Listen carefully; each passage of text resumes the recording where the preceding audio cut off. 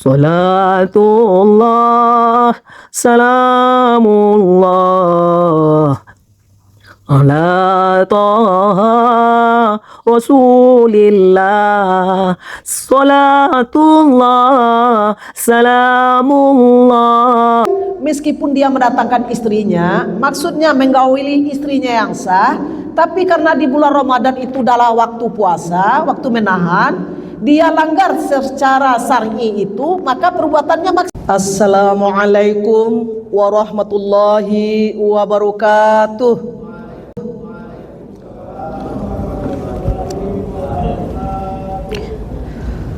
A'udzubillahi minasyaitonir rajim. Bismillahirrahmanirrahim. Alhamdulillahi rabbil alamin. Wassalatu wassalamu ala asrafil anbiya'i wal mursalin wa ala alihi wa sahbihi rasulillahi ajmain. Ashhadu an la ilaha illallah wahdahu la syarikalah wa ashhadu anna Muhammadan abduhu wa rasuluhu sallallahu alaihi wasallam la nabiyya ba'da. Amma ba'du. Yang dihormati Bapak pengurus Masjid Istiqlal Simpang Kampung Kelawi, Lubuk Lintah, Kuranji, Kota Padang beserta jajarannya. Yang dihormati bapak-bapak, ibu-ibu jamaah Masjid Istiqlal yang dirahmati oleh Allah semuanya, ananda yang disayangi. Tausiah ba'da maghrib ini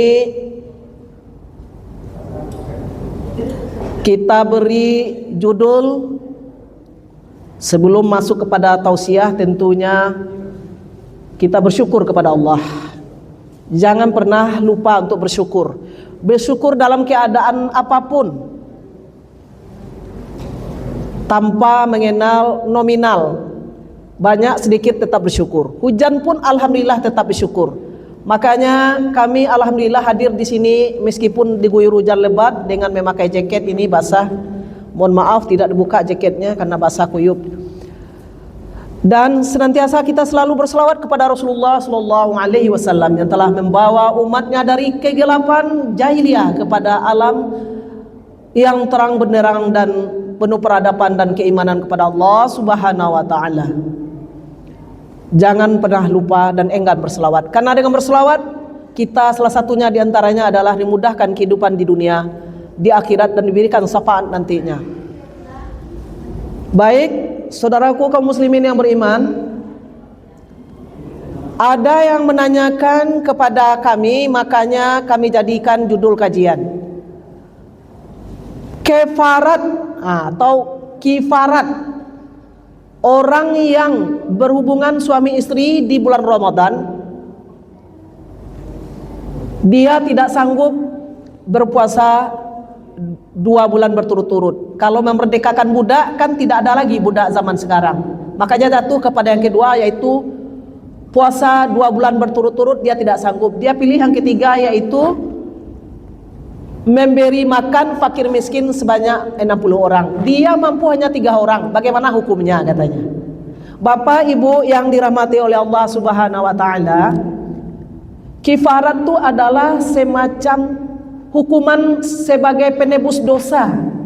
Karena seorang suami melakukan hubungan jima atau pergaulan suami istri di siang hari waktu imsak di bulan Ramadan, tentu saja itu hukumnya haram dan dosa besar. Makanya ada kifaratnya. Kifarat itu untuk penebus dosa besar itu, supaya jangan berdosa di dunia maupun di akhirat.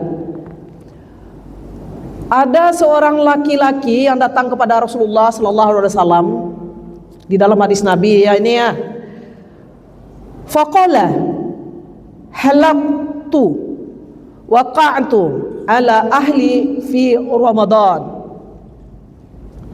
Qala a'tiq raqabatan. Qala laisa li. Qala fasum syahraini mutatabi'ain. Qala la astati'. Qala fa'at'im sittina miskina, rawahul Bukhari wa Muslim.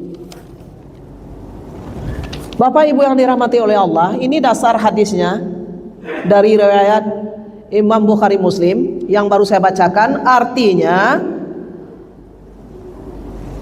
seorang laki-laki datang kepada Rasulullah dan dia berkata, celaka aku ya Rasulullah, aku telah melakukan hubungan suami istri di bulan Ramadan di siang hari, di waktu imsak itu. Lalu Rasulullah SAW bersabda, merdekakanlah budak. Laki-laki itu menjawab, saya tidak punya budak. Lalu Nabi Muhammad SAW bersabda, berpuasalah 2 bulan berturut-turut. Lalu laki-laki itu menjawab, aku tidak mampu, wahai Nabi. Lalu Nabi bersabda, berilah makanan 60 orang fakir miskin.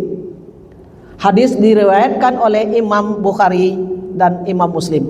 Bapak Ibu yang dirahmati oleh Allah, berdasarkan hadis yang dibacakan tadi, seseorang apabila di siang hari dia tidak mampu menahan hawa nafsunya, seharusnya mampu.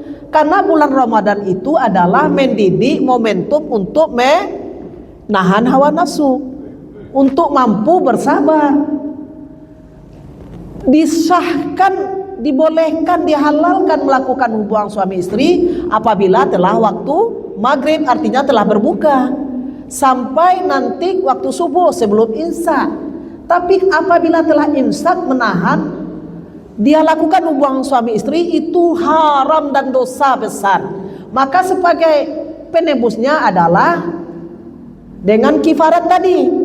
Kifarat itu tidak sama dengan fidyah. Fidyah adalah sebagai denda.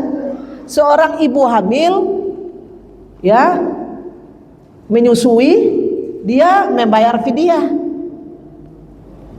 dendanya dengan ketentuan yang telah ditetapkan. Kalau kifarat adalah hukuman penebus dosa karena dia melanggar syariat. Jadi jatuhnya kepada maksiat. Meskipun dia mendatangkan istrinya, maksudnya menggauli istrinya yang sah, tapi karena di bulan Ramadan itu adalah waktu puasa, waktu menahan, dia langgar secara syar'i itu, maka perbuatannya maksiat meskipun dengan istri sendiri. Maka apa kifaratnya? Pertama adalah memerdekakan budak. Budak itu di zaman sekarang tidak ada. Makanya jatuh kepada kifarat yang kedua, yaitu dia wajib berpuasa 2 bulan berturut-turut.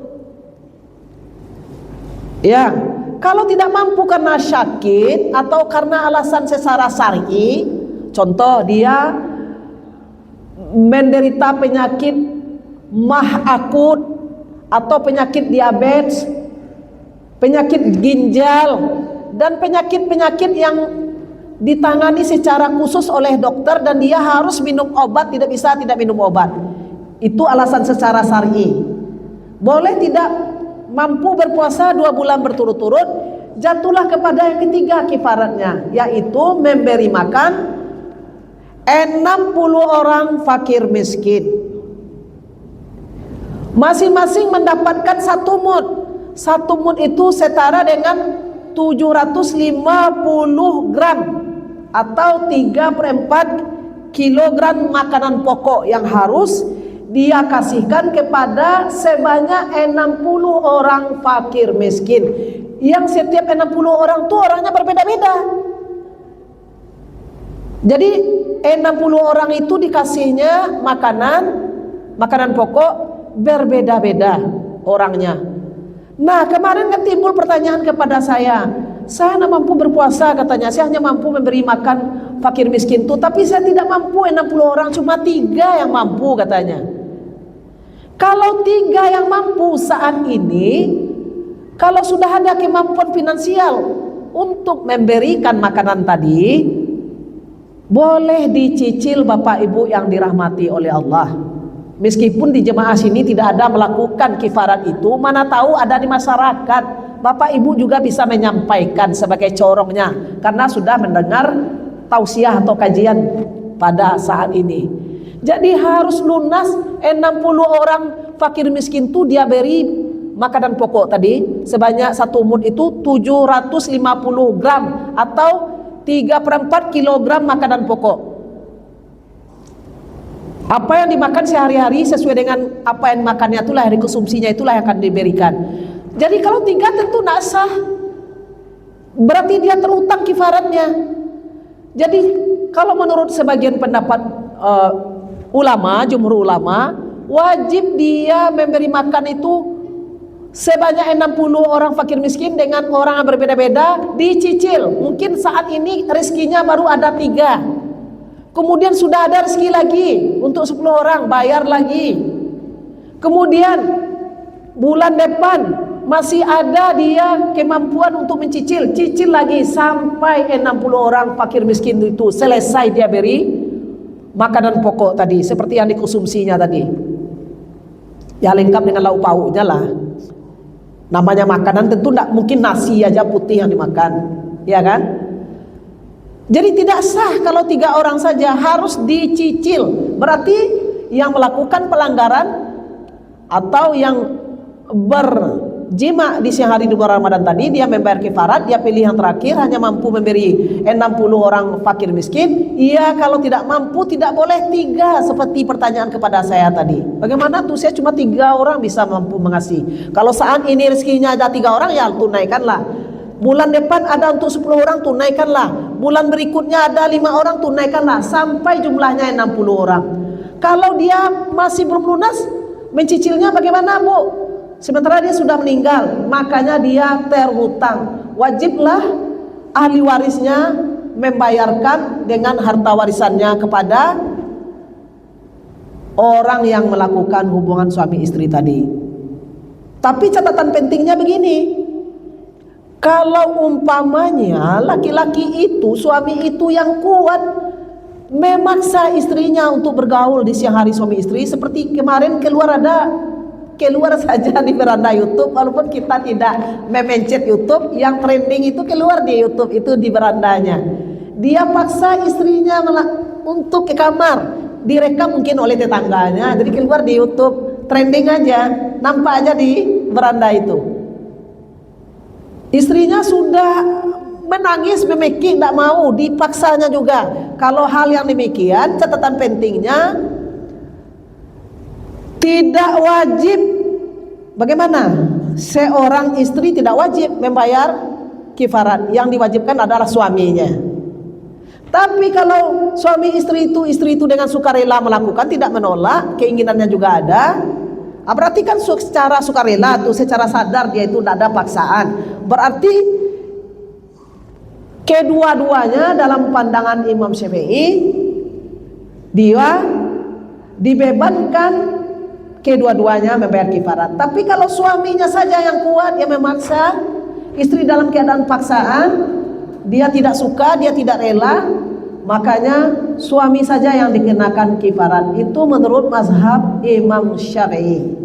Untuk Bapak Ibu ketahui, Imam Syafi'i ini mazhab yang paling mayoritas di dunia, apalagi di Asia Tenggara, apalagi kita di Indonesia tentunya. Di Sumatera Barat kan Indonesia. Jadi Bapak Ibu yang dirahmati oleh Allah, jawabannya bagaimana?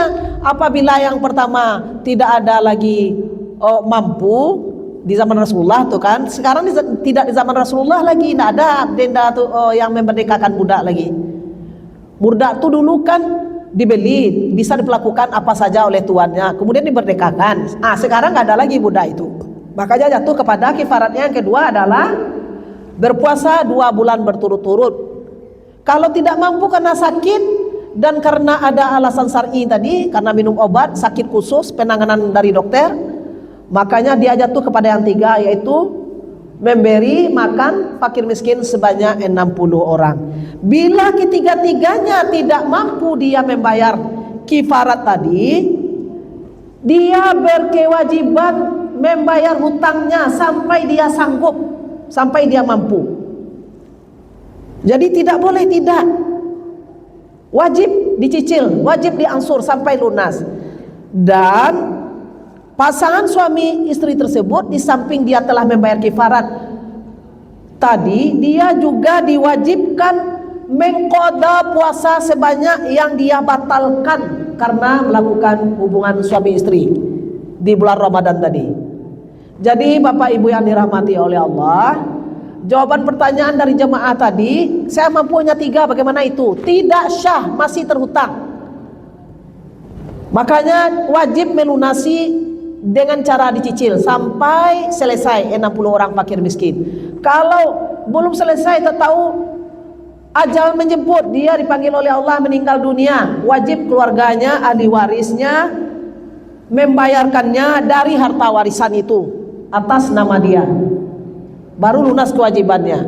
Bapak Ibu yang dirahmati oleh Allah, kalau kita renung-renungkan rasanya nauzubillah, insyaallah, alhamdulillah, mungkin tidak ada terjadi di jemaah di sini.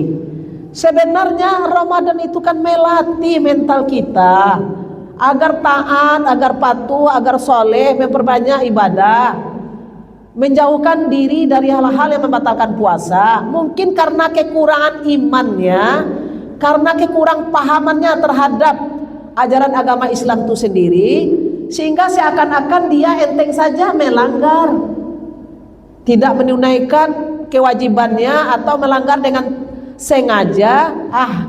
Kan ini tidak sengaja, padahal dia sadar melakukan, berarti itu dengan sengaja. Mungkin karena bisa jadi karena kurang iman akibat kekurangan ilmu pendidikan agama Islam di dalam dirinya, kurang mendengar kaji, kurang mengaji, kurang mengamalkan, terpicu hawa nafsu, padahal setan kan sudah dibelenggu bulan Ramadan itu ya.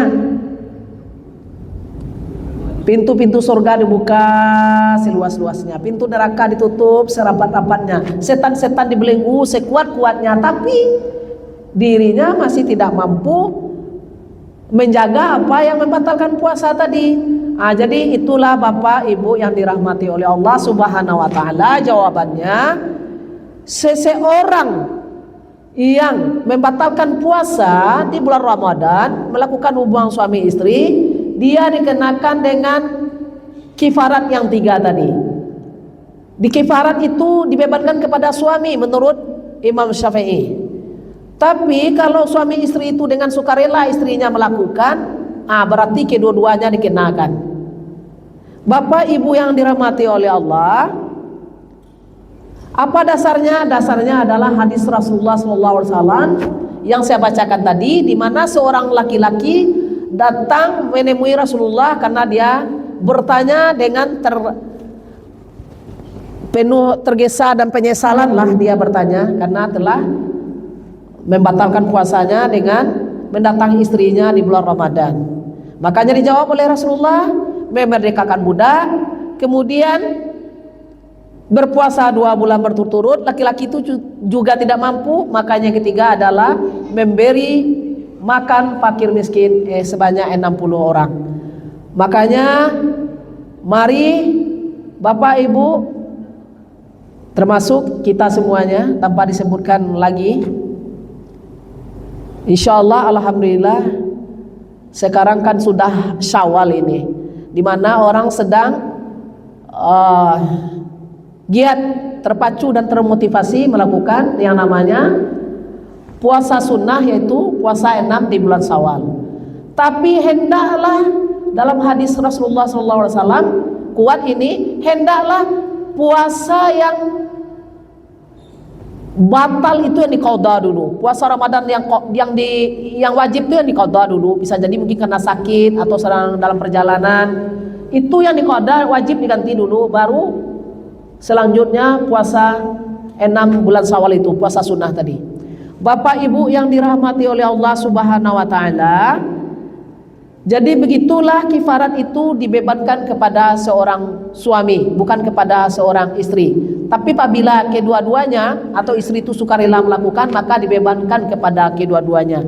Jika ketiga hal tadi tidak sanggup dilakukan, tidak mampu dilakukan, kewajiban itu oleh orang yang membayar kifarat, maka akan menjadi hutang kifarat selama-lamanya.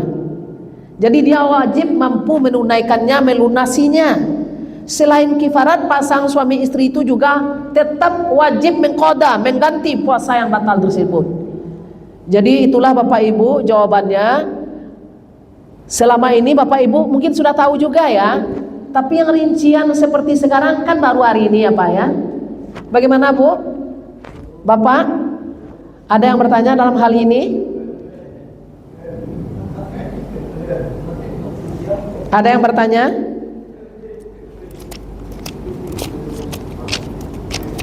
Ya, sebaik-baiknya di bulan Ramadan itu kan memperbanyak amal, ya kan? Memperbanyak ibadah, memperbanyak membaca Al-Quran, memperbanyak sedekah. Ah, itu masih ada yang bertanya kepada saya ini, ya tidak jauh di Padang ini juga, tidak jauh dari sini. Ya, mudah-mudahan dengan mendengarkan tausiah, jawaban tentang jamaah yang bertanya tadi, itulah jawabannya. Tetap dia wajib membayar dengan cara mencicil sampai lunas. Demikianlah Bapak Ibu, fastabiqul khairat, mari kita berlomba-lomba dalam kebaikan dan kemenangan. Wa ta'awanu 'alal birri wat taqwa wa la ta'awanu 'alal itsmi wal 'udwan. Bertolong-tolonglah dalam perbuatan baik dan takwa, dan jangan kamu bertolong-tolongan dalam perbuatan jahat dan dosa. Apabila terdapat perkataan saya yang tidak sesuai dengan apa yang diharapkan, itu namanya kekilafan. Karena mutlak kesempurnaan hanya milik Allah Subhanahu wa taala. Kelemahan milik kita dan saya sebagai manusia biasa. Subhanakallahumma wa bihamdika asyhadu an la ilaha illa anta astaghfiruka wa atubu ilaik. Wabillahi taufiq wal hidayah. Wassalamu alaikum warahmatullahi wabarakatuh.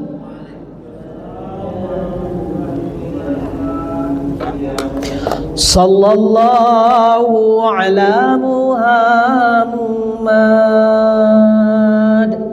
sallallahu alaihi wasallam.